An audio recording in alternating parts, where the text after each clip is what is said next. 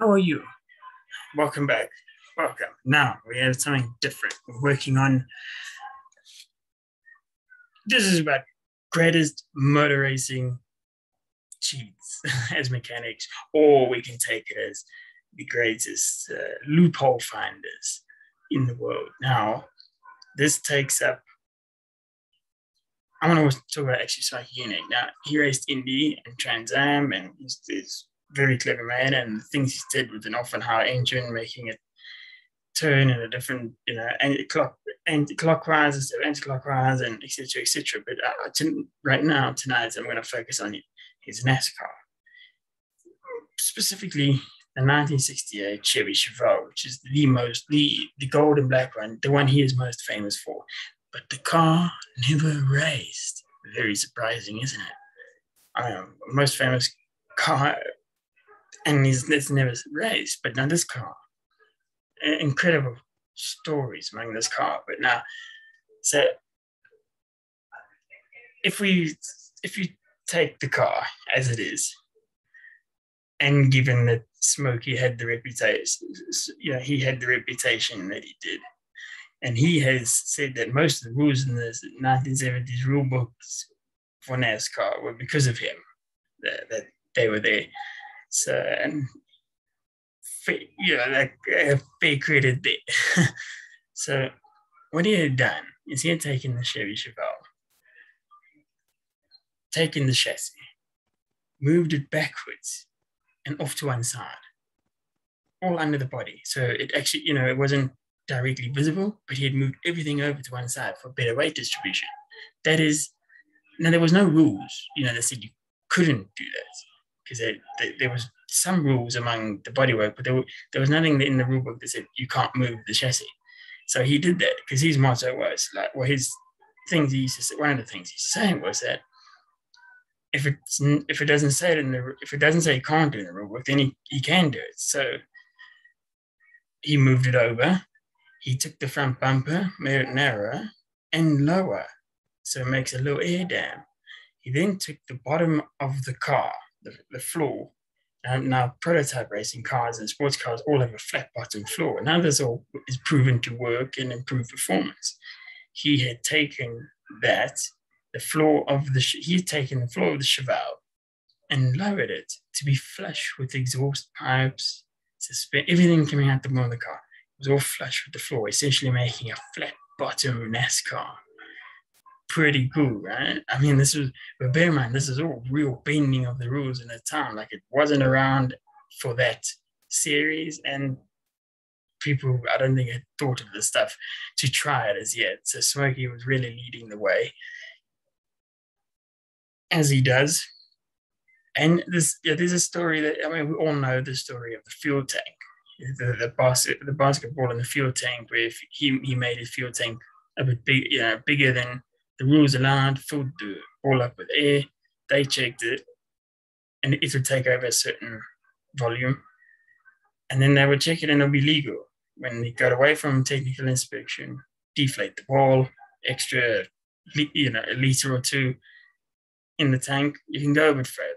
It's fantastic. To think of that, I think you just got to be really out of the world to come up with loopholes. So he took this Chevelle now this car was built for Daytona. He kept it a secret when doing it. He never told anyone. He just built it, and then ta-da, it was there to win Daytona, obviously. Now, he's most famous for this car, but it never raced. Crazy. Very much so. So you're taking the car for technical inspection, as every car does. They check the car over and so on, and then they got to the fuel tank, and they took it out, and they had looked around, and then they turned to him and said, your car failed. Well, as the story goes, your car fails, 10 things are failing or illegal on the car. You can't race, you need to fix it.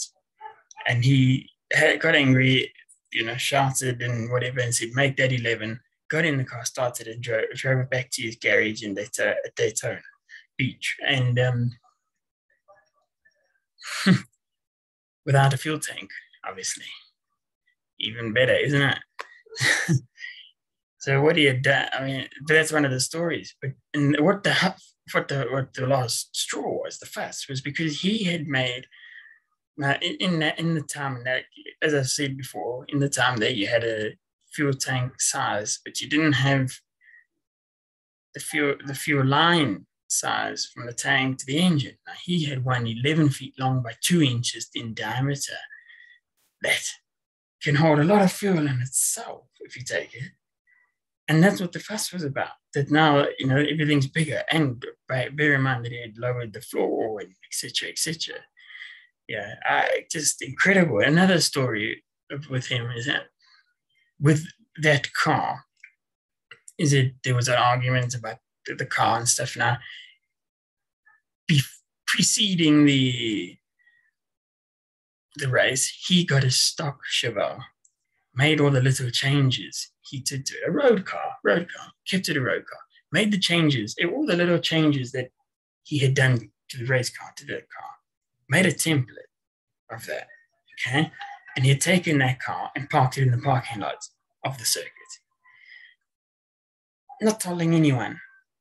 And he had then, when at tech inspection, said, "Oh, but look, the car, as it comes to factory, look, I made a template. There's a template." Now, as we know, NASCARs nowadays all have a template. And if your car is out of the template, it's illegal.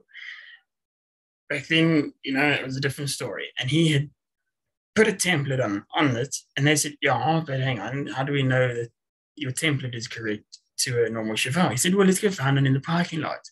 So we had a walk, obviously, and whoa, look, here happens to be a Chevelle. Oh, the template happens to fit everything perfectly.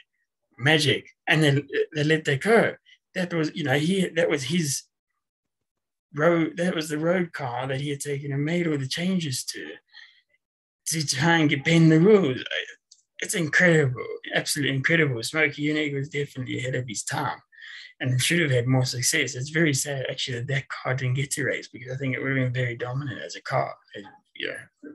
Crazy car that it's amazing. All these loopholes and binding and so on.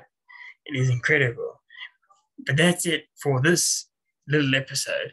If you would like to hear more, like, subscribe, follow. I'm on Instagram, I'm on Facebook. Follow at Michael Koenig.